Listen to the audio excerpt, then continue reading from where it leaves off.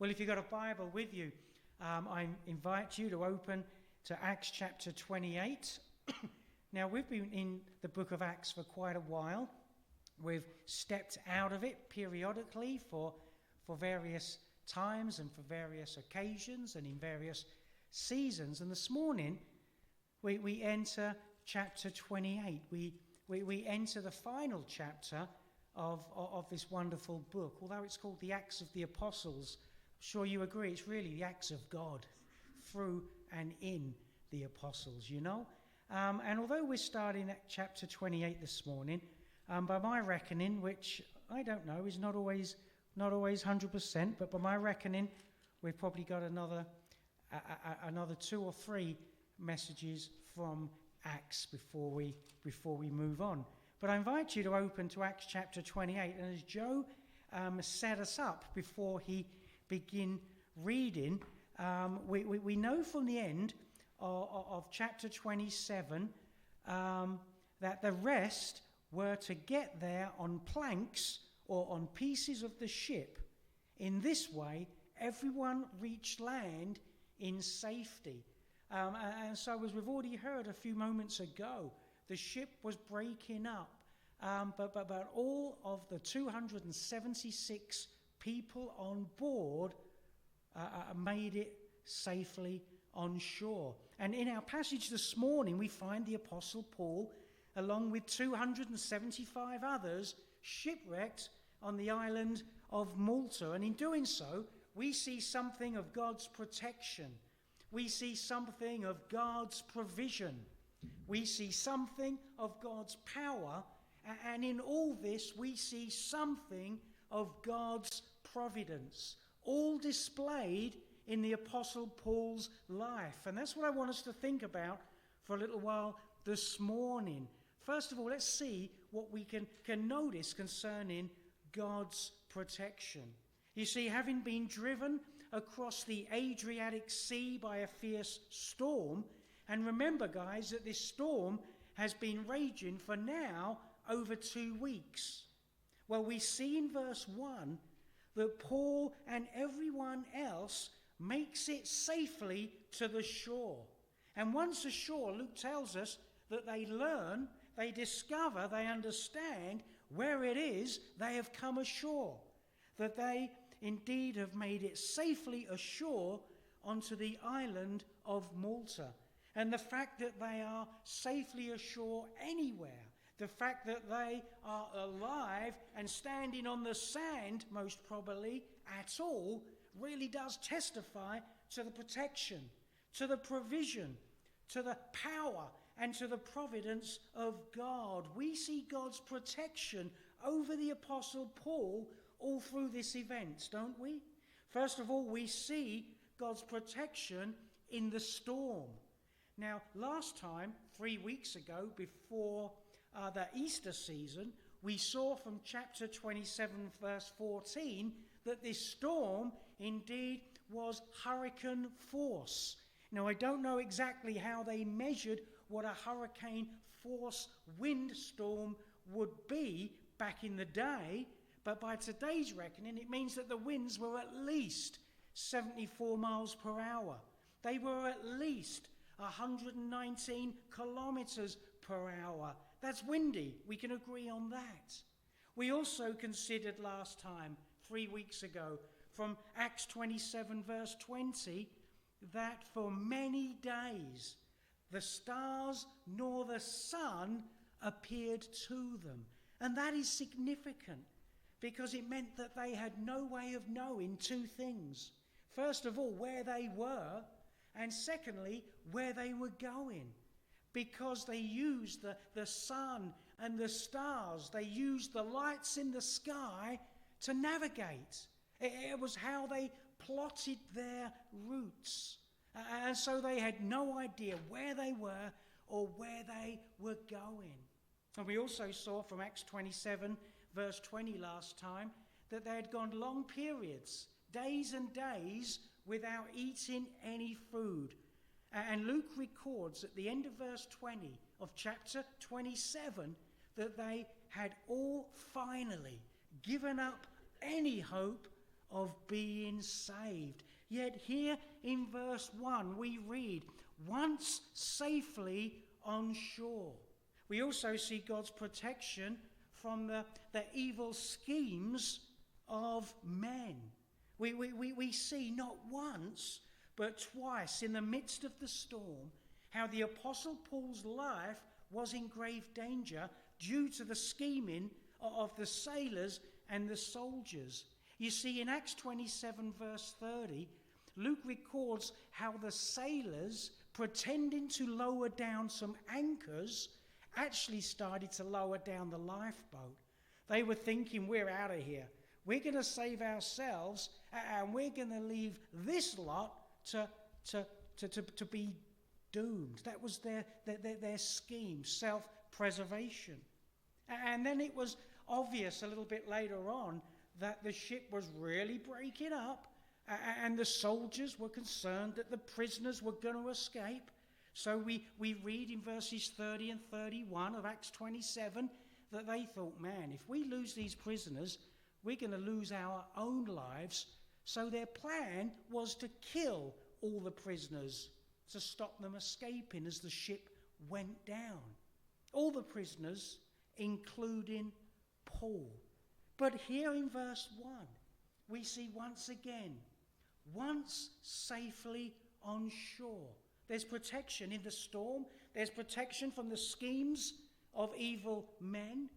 But even once safely ashore, Joe read for us that we see further protection afforded to the Apostle Paul from the venom of the snake.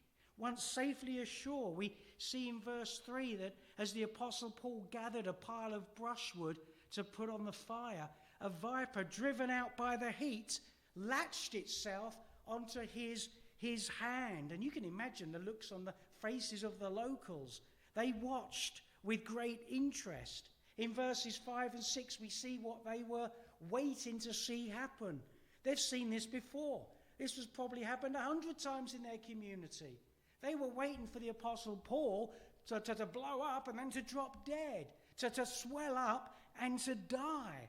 They were waiting for this to happen. Yet, as our story unfolds, we see that this did not happen. The protection of God over and upon the Apostle Paul. Now, some of us might first of all be pulling all this together and say, do you know what? I'm surprised. I'm surprised that the Apostle Paul has made it this far at all, when you consider everything working against him. But I bet the Apostle Paul was not surprised. I bet the Apostle Paul was not there with his feet in the sand or standing by the fire having shaken off the viper, still alive, going, man, I can't believe that I'm still upright. And I say that because he knew the word of God given to him, and he trusted the word of God given to him. You see, back in chapter 27, verse 24, the angel of the Lord stood next to Paul and said, do not be afraid, Paul. In other words, I'm speaking now from the Lord. Do not be afraid, Paul. You must stand trial before Caesar. And the must here is not a fingers crossed must. This is an absolute, it's going to happen. You, one way or another, you are going to get to Caesar and you will stand before him upon trial. And God has graciously given you all the lives of all who sail with you. See, friends, it was God's will for the Apostle Paul to survive these ordeals. It's a reminder. Paul is learning again these truths, that neither storms, not the evil intentions of men or snake bites can thwart the purpose or hinder the will of our sovereign, faithful God. Paul, time and time again, is experiencing for himself and growing in faith that God is faithful and he's sovereign. And the schemes of evil men, their plans to do away with him, the storms of nature, the viper, the snake, is not going to hinder God's purposes. I wonder if he is standing on that shore, reflecting upon verses like Isaiah chapter 46, verse 10. My purpose will stand, God says. My purpose will stand, and I will do all that I please. Wonder if he's reflecting upon Proverbs 19:21, for example. Many are the plans in a man's heart, but it's the Lord's purpose that prevails. But here's something I want us to notice, guys. Notice that Paul was not protected from the storm. Notice that Paul was not protected from the evil schemes or desires of men. Notice that the Apostle Paul was not protected from being bitten by the viper. He was buffeted by the storms, right? He was in the plans of the evil, selfish sailors and soldiers, right? The snake actually did bite onto his hand. So he's not protected from these, but he's certainly protected in them. The Lord protected him in the storm, in the scheming of men, and in the very real physical danger that we will come to in a minute. Friends, as you seek to live for the Lord, we are not promised exemption from the storms of life. We're not promised exemption from the schemes of men and capturing us.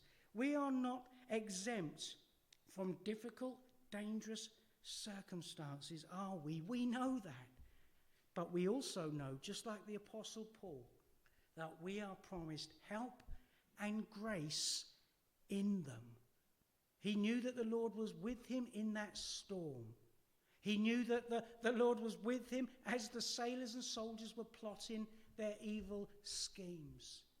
He knew that once that viper latched upon his hand and released its venom, that he was not alone in these circumstances. Friends, the same is true for you and I. You might be buffeted this morning by the storms of living in this fallen world, in this fallen body.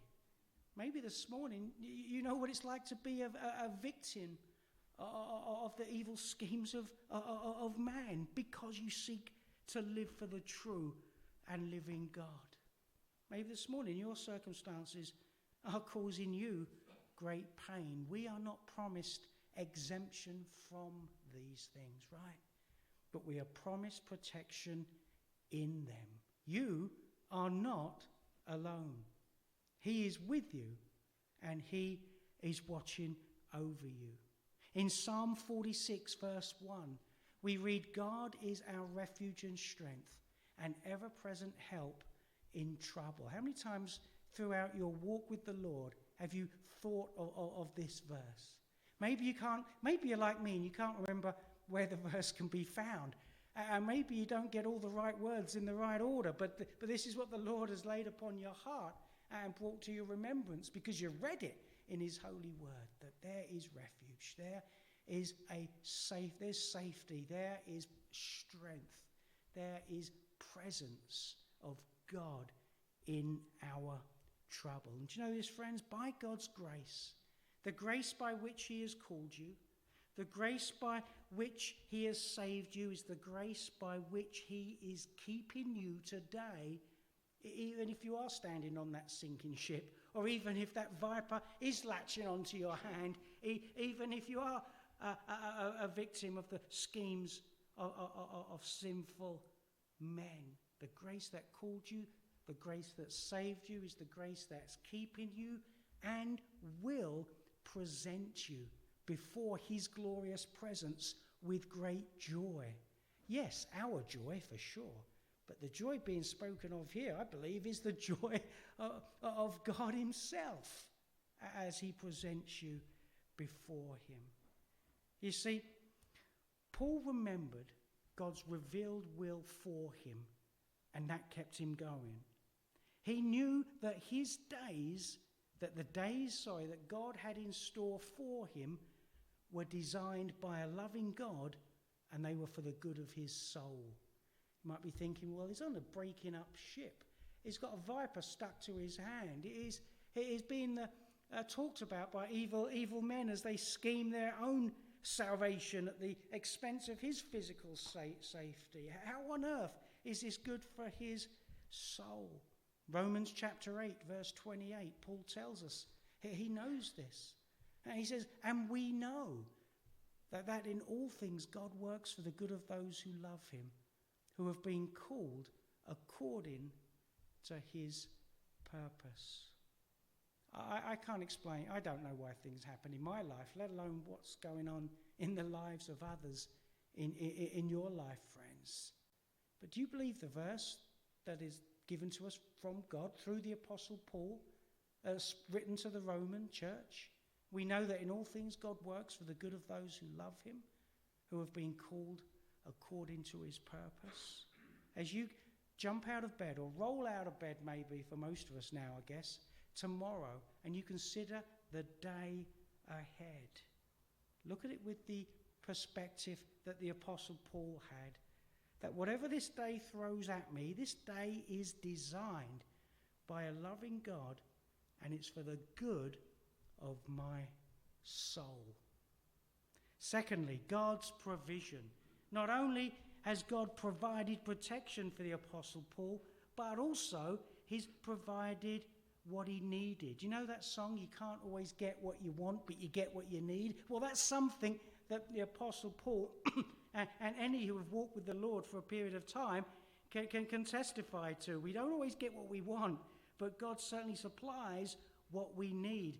And in verse 2, we see that provision comes by way of not only an island to safely come ashore, but by the kindness of those who live on that island. Look at verse 2. The islanders showed us, now the NIV says unusual kindness. And that unusual kindness does not mean weird. It doesn't mean odd. It doesn't mean strange, but it means extraordinary. It means something that is done with a somewhat uncommon attitude. The inhabitants of the island show hospitality.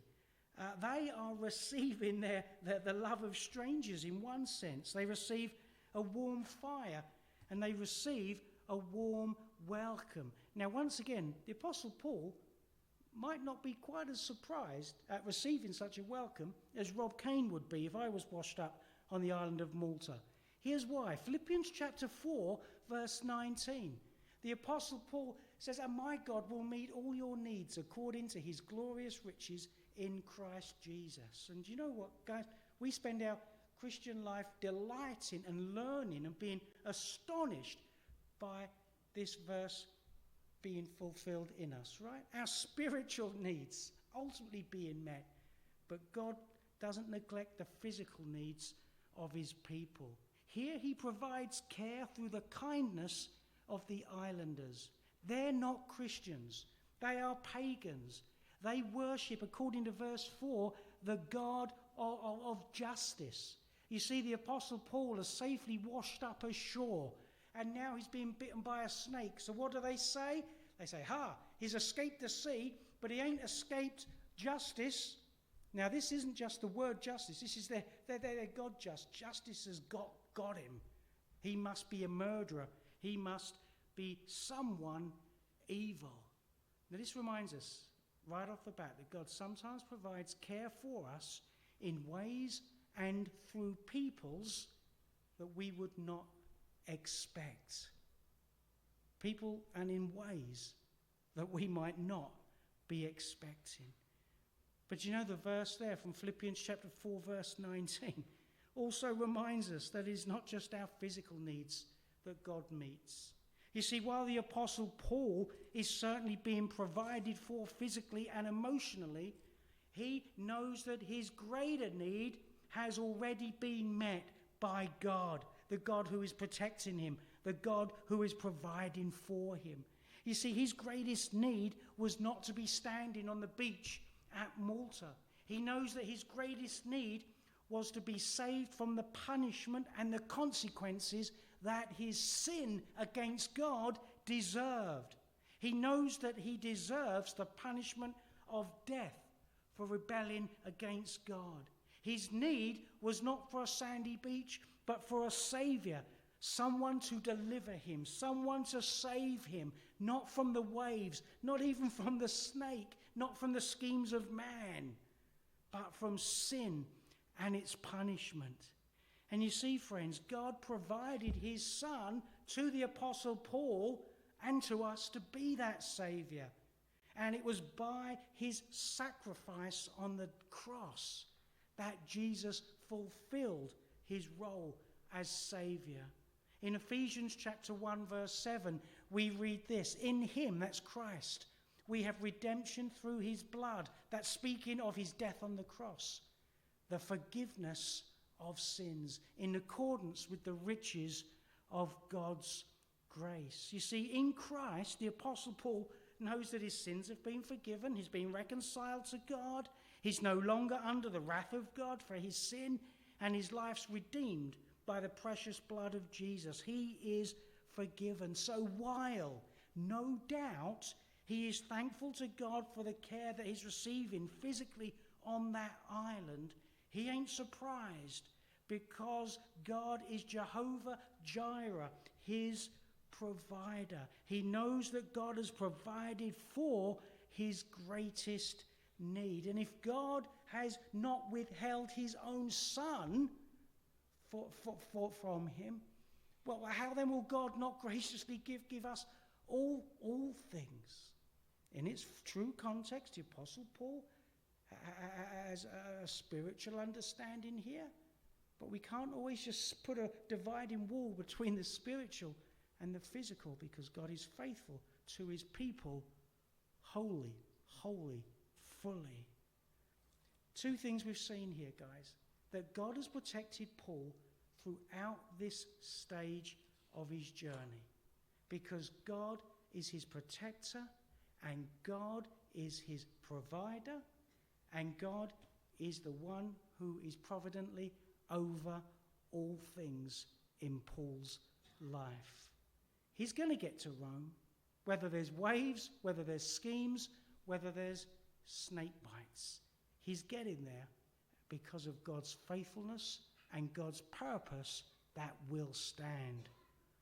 You know, the Apostle Paul has this mindset: because he knows God has met his greater need, he can truly leave the rest in his hands. You know, do you consider that this morning for yourselves?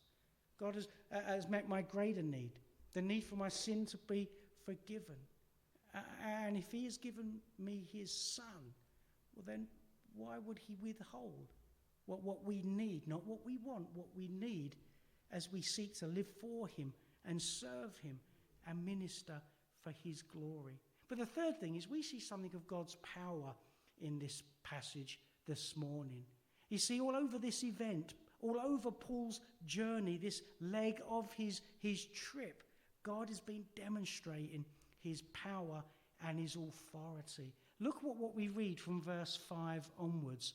But Paul shook off the stake into the fire and suffered no ill effects. The people expected him to swell up or suddenly fall dead. But after waiting a long time, hopefully they weren't disappointed. Sometimes people want to see tragedy. Sometimes people want to see something just because it's something to stare at, to goggle at for a while, eh? But no, they were waiting, and it never happened. Nothing unusual happened to him. And so they've changed their minds, saying, he's a god with a small g.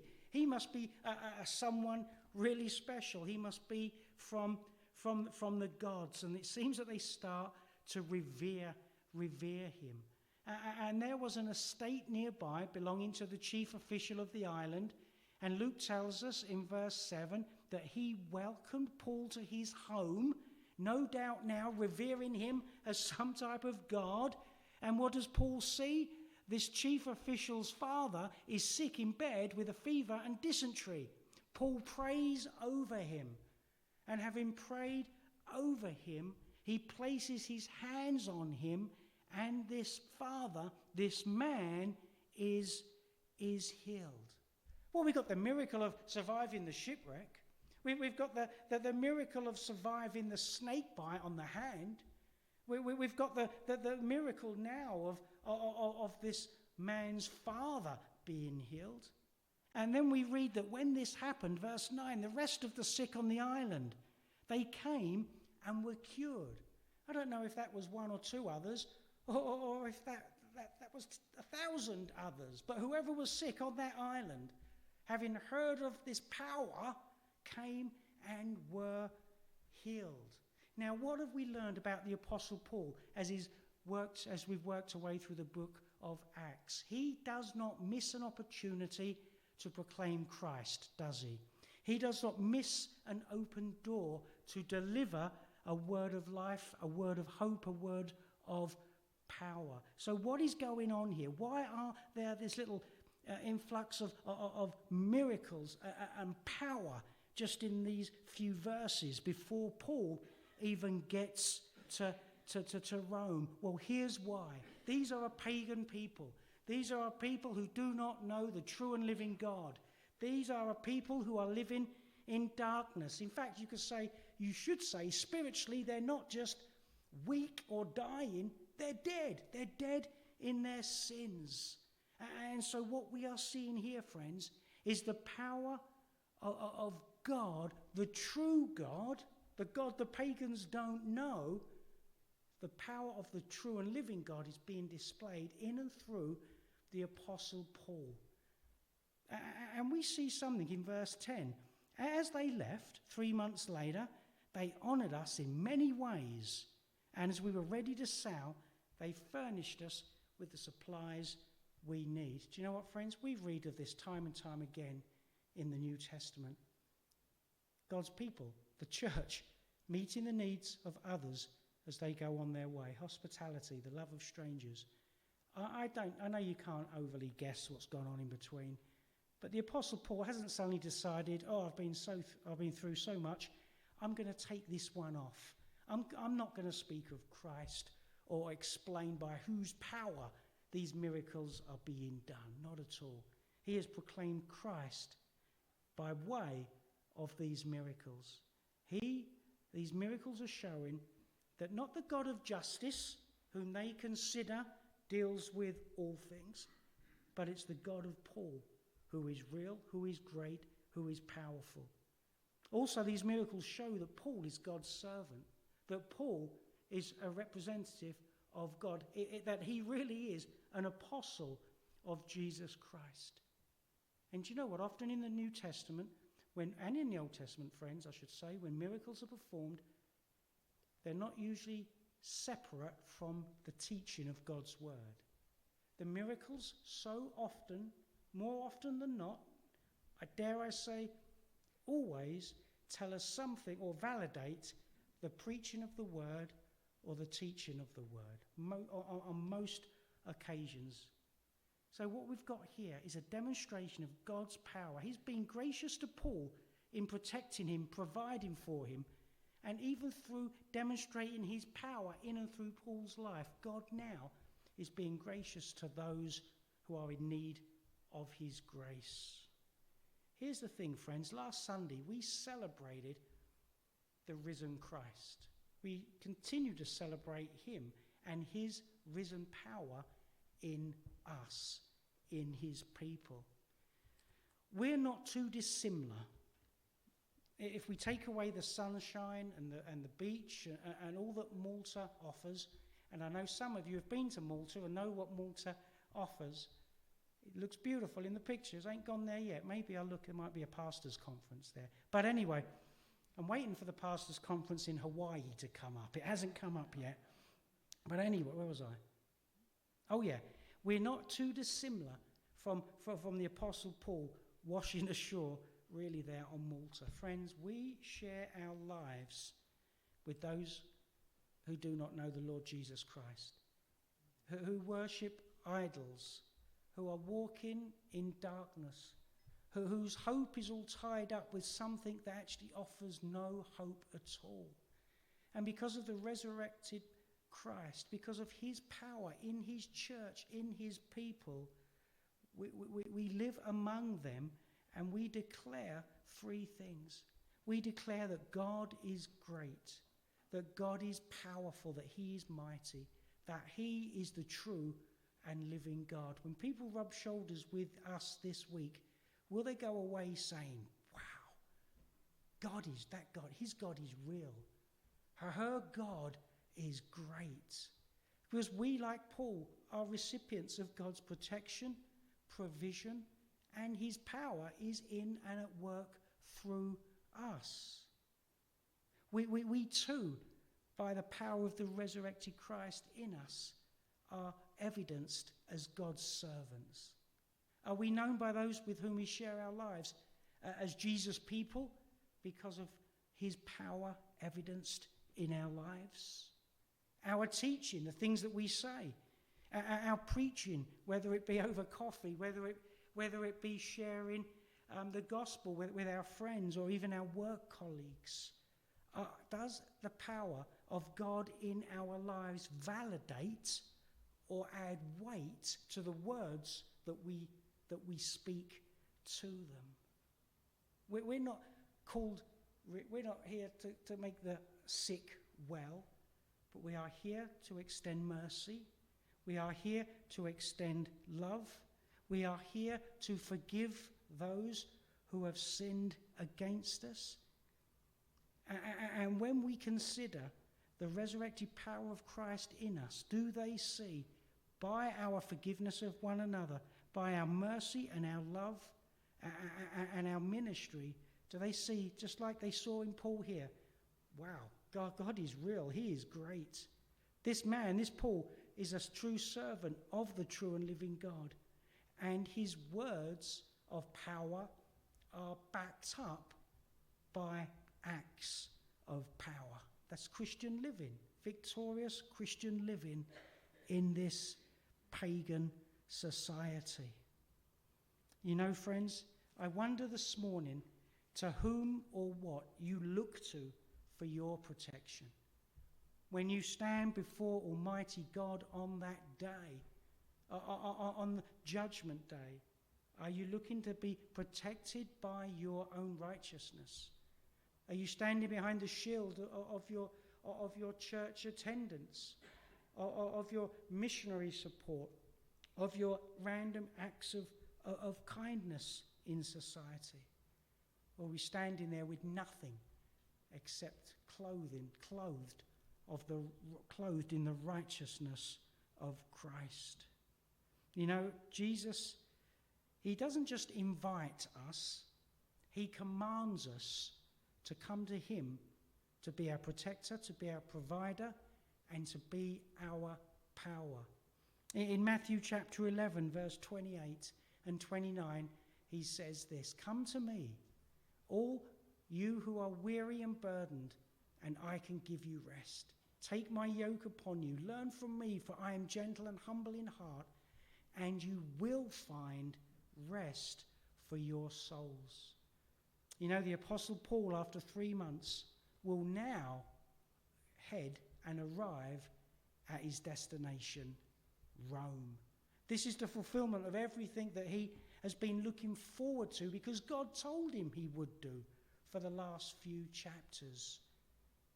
You know, this morning, as we consider something of, I wanted to go off track a little bit, but I'm resisting. Because I can't help but consider when I think of the Apostle Paul, God's servant, God's representative among a pagan people, having the viper clutched to his hand and yet living and shaking that viper off into the fire. What springs in my mind? Genesis chapter 3, where God promises that I will provide, I will send the Saviour. I will send my man, born of a woman. The viper, the snake, the serpent rather, will bruise his heel. but he will crush his head.